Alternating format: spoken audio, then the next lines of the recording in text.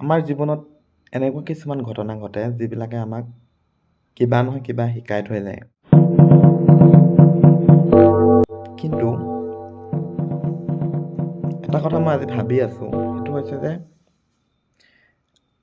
আমি যিমান শিকিছোঁ, জীৱনৰ পৰাই হওক, কিতাপ পঢ়িয়ে হওক, যদিহে সৰুৰ পৰাই চাওঁ, LP স্কুলত 5-6 বছৰ গুচি গ'ল, ME স্কুল পালোঁ, হাই ছেকেণ্ডেৰীলৈকে 12-13 বছৰ পঢ়োঁতে শেষ কৰি দিলোঁ। ইমান আমি শিকিলোঁ জীৱনত। অ' মাই গড।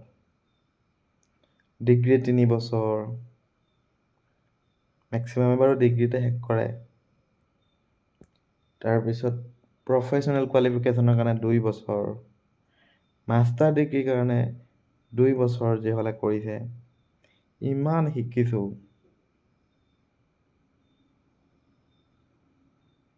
কিমান সময়?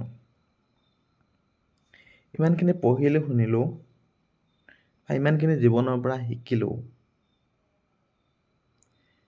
সেই গোটেইখিনি আমি কিমানখিনি নিজৰ লগত ৰাখিব পাৰোঁ? নে আমি সেই শিক্ষাটো লোৱাৰ পিছত, সেই কথাখিনি শিকাৰ পিছত আমি পাহৰি যাওঁ। এনেকুৱা বহুত কথা হয়তো আমি জীৱনত কেতিয়াও মনত নেপেলাওঁ, যিবিলাক আমাৰ বাবে আমি জীয়াই থাকিবৰ কাৰণে বহুত প্ৰয়োজনীয় সেইবিলাক মনত পেলোৱাটো। কিন্তু আমি পাহৰি যাওঁ।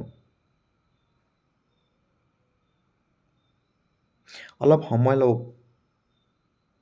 আৰু ভাবকচোন, এনেকুৱা জীৱনত আপুনি কি শিকিলে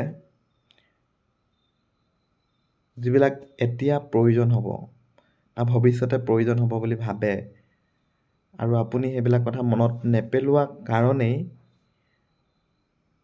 আপুনি